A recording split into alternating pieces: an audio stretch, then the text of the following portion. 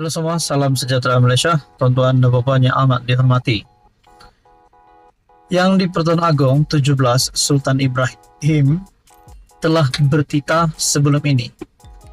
Sudah banyak titah yang di Pertuan Agong dan perlu dijunjung.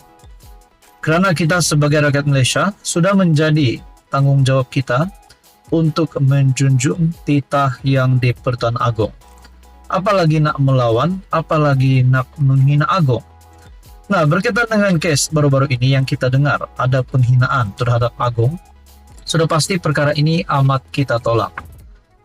Nah, akhirnya satu artikel yang berkongsi, enggan doakan Agong, pemuda PAS Selangor serah pada PDRM. Pemuda PAS Selangor menyerahkan sepenuhnya kepada PDRM untuk menyiasat dan mengambil tindakan lanjut ke atas bekas ahli jawatan kuasa mereka yang terpalit dengan isu Raja-Raja Melayu. Setiausaha Pemuda PAS Selangor, Aubidullah Fahim, berkata, parti itu sentiasa menjunjung tinggi institusi diraja negara ini selaras dengan apa yang terkandung dalam perlembagaan. Katanya, kenyataan dibuat Hezri Yassin baru-baru ini tidak mewakili pendirian PAS, malah bertentangan dengan dasar perjuangan mereka.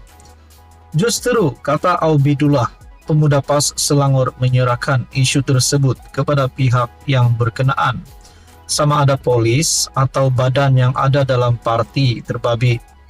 Pemuda PAS Selangor menyerahkan kepada jawatan kuasa tata tertib PAS untuk mengambil sebarang tindakan yang wajar sekiranya tindakan saudara Hezri itu melanggar disiplin parti. Bagi melunasi proses undang-undang, kami memberi sepenuh kepercayaan kepada PDRM bagi menjalankan siasatan selanjutnya, kata Aubidullah. Beberapa hari lalu, tular hantaran seorang ahli PAS dikenali sebagai Hezri Yassin yang menceritakan bagaimana dia tidak menandatangan untuk mengaminkan doa buat Sultan Johor yang kini berkhidmat sebagai yang di Pertuan Agong Sultan Ibrahim. Makna kata, seorang ahli PAS yang dikenali sebagai Hezri Yassin yang menceritakan bagaimana dia tidak menadakan tangan untuk mengaminkan doa buat Sultan Johor. Dan daripada itu, tuan-tuan dan puan yang amat dihormati, melalui satu entry Twitter X ataupun entry X bukan Twitter, maafkan saya, daripada Buletin RMS dengan caption patutlah anti Sultan Johor, sambil di dalam caption tersebut di bawah adalah gambar seorang lelaki bersama dengan Sanusi.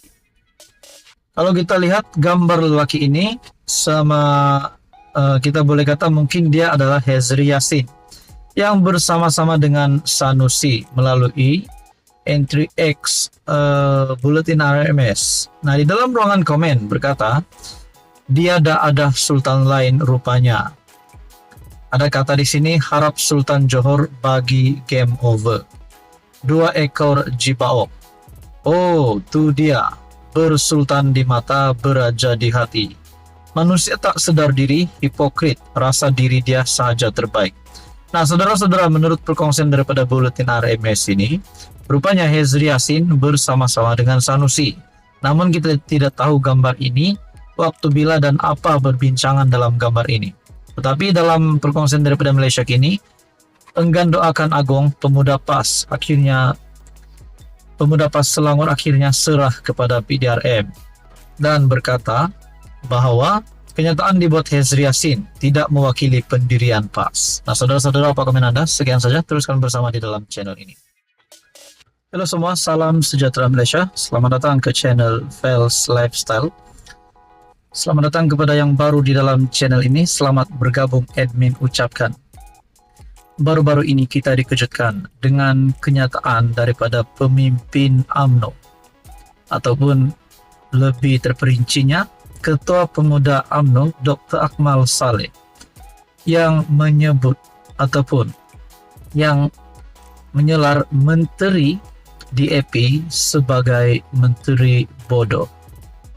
Nah, kita tahu DAP dan UMNO di dalam satu gabungan kerajaan, satu kerjasama yang dipimpin oleh Anwar Ibrahim. Kita boleh cakap kerajaan PHBN.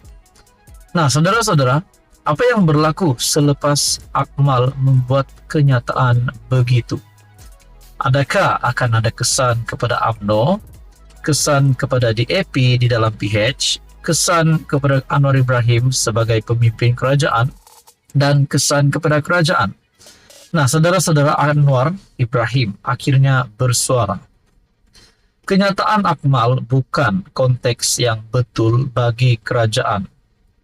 Datuk Seri Anwar Ibrahim menegaskan, gelaran Ketua Pemuda UMNO Dr. Muhammad Akmal Saleh terhadap Menteri Perumahan dan Kerajaan Tempatan Ngah Korming bukan konteks yang betul bagi kerajaan perpaduan.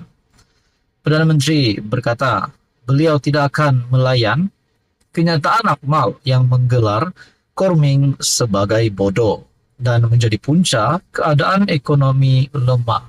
Wow. Adakah selepas ini, seperti yang saya kata tadi, adakah akan ada kesan kepada pemimpin DAP? Adakah DAP, bila mereka rasa tak selesa, mereka akan keluar daripada gabungan kerajaan ataupun keluar daripada Pakatan Harapan? Seperti yang kita tahu, DAP adalah parti yang paling banyak kerusi parlimen di dalam kerajaan. Nah, itu menjadi persoalannya. Namun, perkara itu bukan mudah untuk dilakukan.